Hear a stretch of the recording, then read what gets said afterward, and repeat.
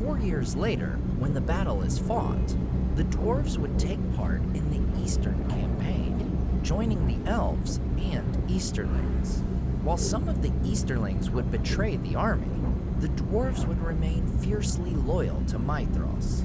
As the battle becomes a disaster, Azaghal and his people aid the elves in their retreat, standing firm against the very worst of Morgoth's forces, the dragon Glaurung.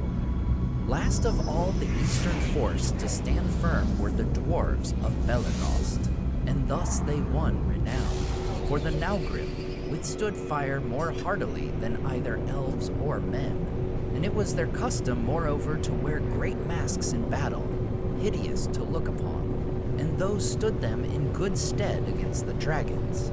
And but for them, Glaurung and his brood would have withered all that was left of the Noldor. But the Naugrim made a circle about him when he assailed them, and even his mighty armor was not foolproof against the blows of their great axes. And when in his rage Glaurung turned and struck down Azaghal, lord of Belegost, and crawled over him, with his last stroke Azaghal drove a knife into his belly, and so wounded him that he fled the field, and the beasts of Angband in dismay followed after him. Then the dwarves raised up the body of Azaghal and bore it away, and with slow steps they walked behind, singing a dirge in deep voices, as it were a funeral pomp in their country, and gave no heed more to their foes, and none dared to stay them. While the dwarves of Belegost would be remembered for their incredible bravery, the dwarves of Nagrod would soon become infamous among the Sindar. Years before the disastrous battle which saw Azaghal fall, Beren and Luthien had succeeded in stealing a Silmaril. This great jewel had been delivered to King Fingal of Doriath.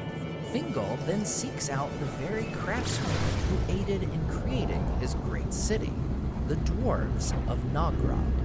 He tasks the dwarves with combining the Silmaril with a wondrous necklace of countless gems, the Nauglamir. This great necklace, made by the dwarves' own hands, was brought out of the ruins of Nargothrond to Thingol. The dwarves, like Thingol himself, become enamored of the beauty of these pieces. They succeed in combining them into a wondrous necklace, but refuse to give it to Thingol, instead declaring that the Elf King had no right to the Nauglamir, for it had been made for Finrod alone, and had been stolen from Nargothrond. Thingol responds in anger. "How dare ye of uncouth race dare to demand aught of me, Elu Thingol, Lord of Beleriand, whose life began by the waters of Quivian and years uncounted ere the fathers of the stunted people awoke." And standing tall and proud among them, he bade them with shameful words be gone unrequited out of Doriath. The lust of the dwarves is then kindled into a rage by the words of Thingol, and they slew the king where he stood. Making off with the prized Nauglamir, the dwarves flee eastward, but are pursued and killed by the elves of Doriath. The Nauglamir is returned to Menegroth, while 2 surviving dwarves return home to Nothroth. There the dwarves weave a tale of the elven king cheating them of payment and ordering them killed. Nagrod gathers a great host and sends word to Belegost, asking them to join. Belegost refuses.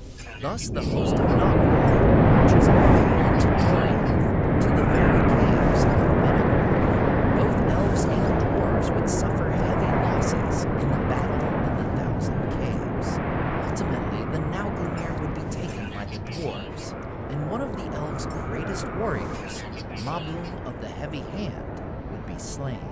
As the dwarves make their way back to Nagrod with great treasures taken from Menegroth, word comes to Beren, who travels north with a company of green elves, ambushing the dwarves near Sarn-Athrad. Once again, there are surviving dwarves who make their way east in hopes of escape. These hopes are quickly dashed as they climb the slopes of Mount Dolmed, where a group of Ents